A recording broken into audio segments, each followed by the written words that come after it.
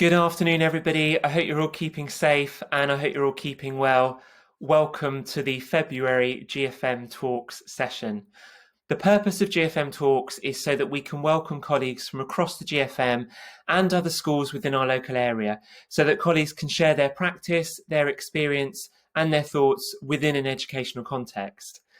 The GFM recognises the importance of sharing, and we value learning from one another so that we can change attitudes and develop our outlook, because that will enable us to best serve those within our community. And our agenda here at GFM Talks is to create a safe forum in which colleagues can share, learn and speak, debate and/or conversation with each other. I'm incredibly grateful to Alex Merrifield, who is speaking this afternoon at the February GFM Talks.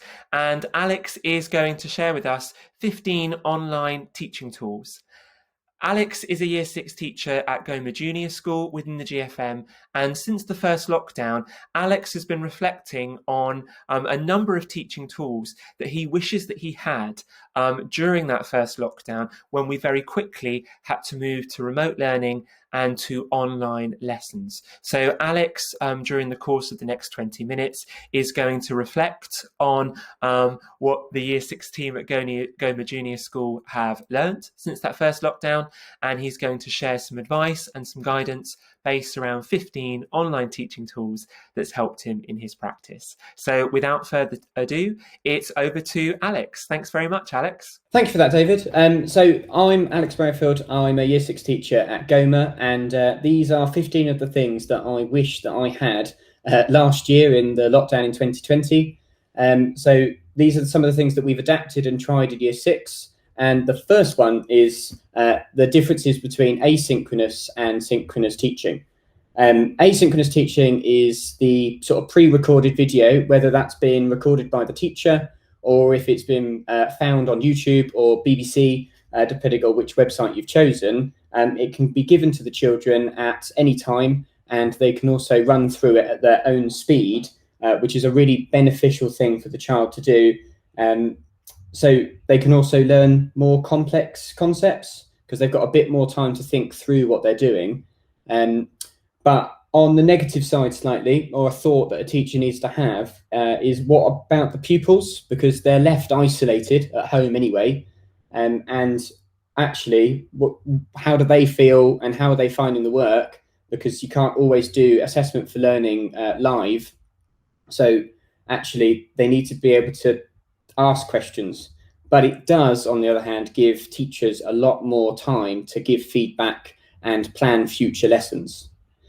On the flip side, though, you've got the synchronous teaching, which is a live lesson where pupils log on to Google Meet or Zoom, and the class has got basically a purpose-built lesson like it is in the classroom, but delivered virtually, which does allow the teachers to respond immediately to questions, and learners can actually engage with the wider community and learn from each other, which we've found in Year 6 really, really helpful, because we are lucky enough to have all their cameras on. We've got really, really high engagement. So we're actually, when we put them into breakout groups, they are talking together, learning together, and then feeding back once they get to the main live meet. There are some thoughts to have, though, because staring at a screen can be incredibly tiring. And at home, there are a number of distractions that sort of take up knowledge. Which is why we sort of wish that we would have found the balance. Now, having a mixed model of both the synchronous and asynchronous teaching will provide different approaches for learning, and it might actually engage a wider audience. Some children might enjoy more the live element of teaching. I know our Year 6s really, really enjoy coming to our Google Meets. That's what they say is the best thing about their day. On the other hand, though, other students might actually prefer being able to watch a video over and over again to be able to pick up a concept and practice it at their own speed, rather than having the pressure of lots of other students in the Google Meet. Now, having the pre-recorded asynchronous balance, actually, there's a bit of a break away from the screen. And actually, if they've got technical issues, it might give them a little bit of chance to catch up. And reducing that screen fatigue actually might free up a bit of space in their working memory to learn a little bit quicker. Now, something that we have been doing in Year 6 is providing a pre-recorded video and a task that they do before the lesson. So then when they join our Google Meet for our live lesson, they have some sort of assessment for learning to join into straight away, and then we can start the lesson off at the right pace, depending on what information we've got back from our assessment for learning.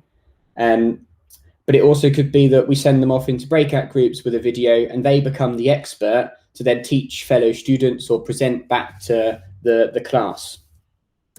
Now, I mentioned working memory. Now, working memory is obviously only has a limited space, and I like to think of it as a bit of a glass of water. You can only fill up a glass of water so much, and you keep filling it up and it'll overflow. Unless you do something with the water, it will continue to spill over the glass until you actually actively do something with it, whether you drink it, pour it down the sink, throw it out the window.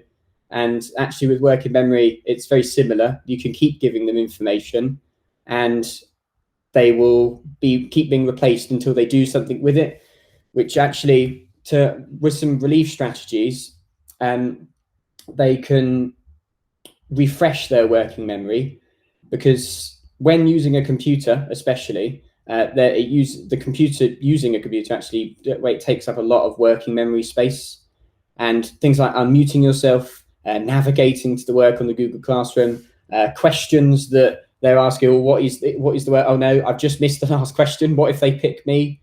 Notifications coming up on their computer or home life distractions is going to take up a lot of the space, which doesn't leave much working memory left for learning. So some things that we've been trialing in Year 6 is getting them to note take. So they take some notes about what they're going to feed back on to the class. So then when they are picked or we ask them to share, they know exactly what they're going to say. We've had incidents where children have gone to share their answer, they had their hand up, and by the time they've unmuted themselves, they've forgotten what they were going to say. Which, along with this, some pause points allows a bit of a break for them to get those notes and allows the working memory to restore and a bit of time to think.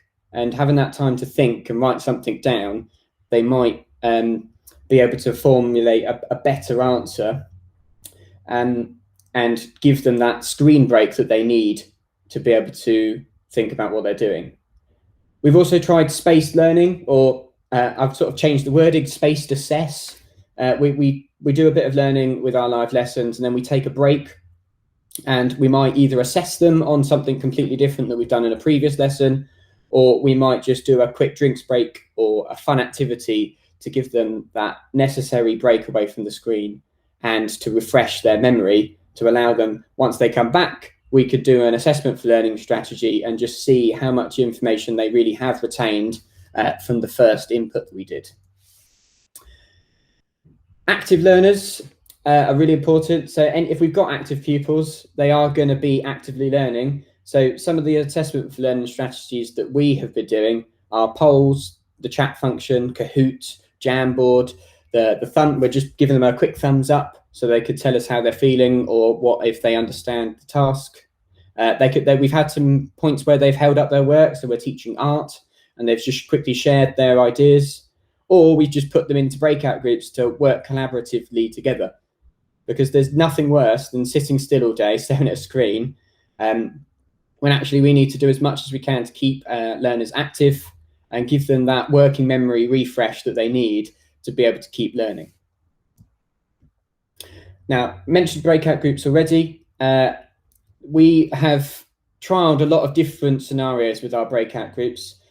So the time frame, we have given them slightly longer and slightly shorter. For Year 6, the best we've had so far is a 3 to 4 minute where they've got something that they need to talk about, write down, and then bring back to the Google Meet as quickly as they can.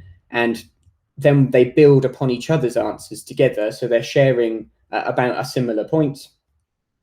The task design, they need to be able to have quite a simple task that they can remember, because once they get put into breakout groups, they aren't able to see the task that you were originally presenting. So they've got to be able to remember it or have access to it. And a success criteria works really well for this. So they can refer to this success criteria as a pointer for things that they need to talk about, or a response that they need to formulate, and it will act as a checklist for them to be able to work towards. And if they've got a task every time they go into a breakout group and it's really short, when they return, they're going to have some form of accountability. And if they've been working collaboratively, it might be that maybe one person is a spokes pupil and the rest are able to chip in if they've forgotten any points. I mentioned the success criteria, which could act as a bit of a to-do list. It scaffolds a response. It sets out the expectation that you, as the teacher, want the pupil to be able to deliver. If they've only got a short amount of time, that to-do list, if it's really clear to follow, then when they're in the breakout group, I know that secondary schools have had some difficulties with breakout groups and they can't manage pupils because they can't be in multiple breakout groups at once. But if they've got a short to-do list, maybe it'll encourage them to prepare a quick response. They're coming back and they've got something to be accountable for and to share their learning that they've done in their groups. Something that we've just found out, we're working with Mr. Mulhall, is schoolitics.io. It's really, really good, actually. You can log into this with your school Google account, and it lets you know how many children and pupils have been logging into Google Classroom, how many bits of works they've been setting, when they started it, how many bits that they've been ignoring. And it's really good to see actually who in the class has been performing really highly and submitting all the work, and others that have not been accessing it quite as much.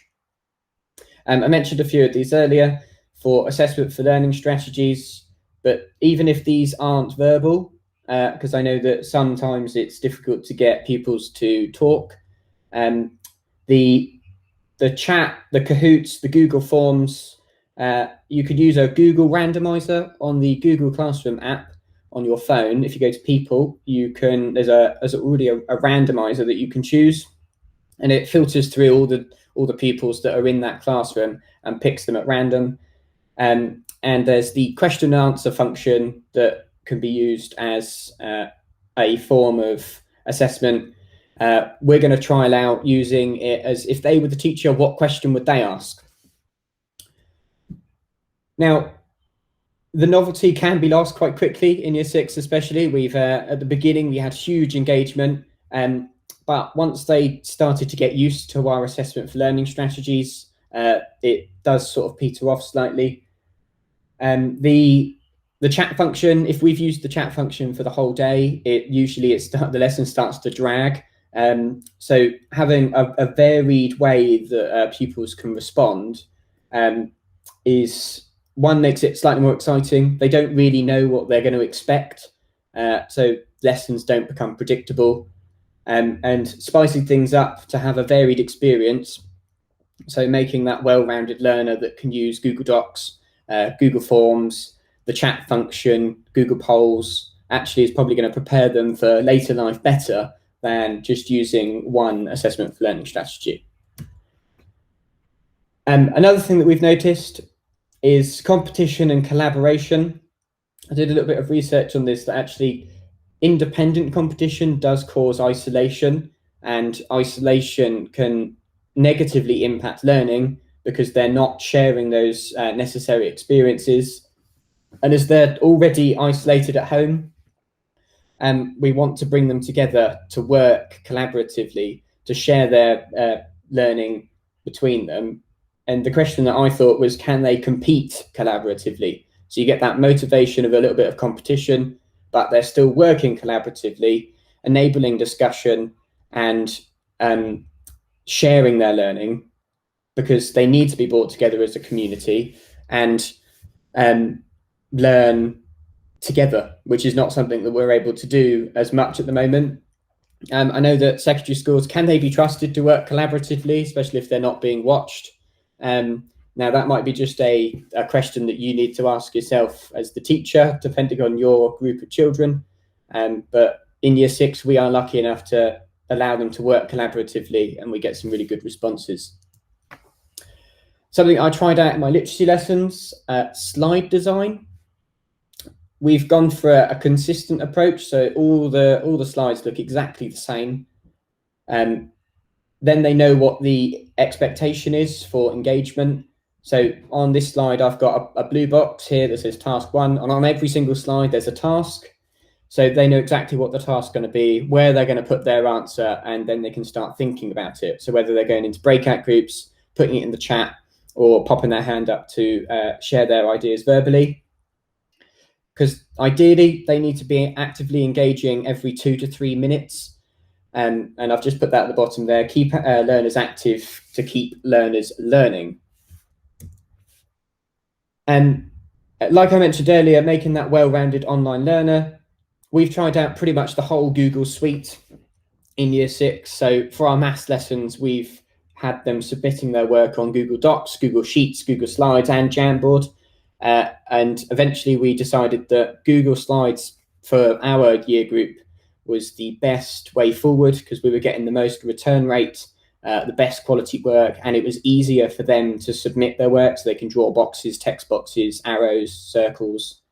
But we have gone from being able to create a doc, not being able to create a doc, to now actually, don't worry, we can't access those slides, so we'll create our own Google Doc now, which actually is a really, really good thing. It has taken us to a half term to get there, but with that, it's been really good that now they can create any document and choose their learning way rather than the one that we set.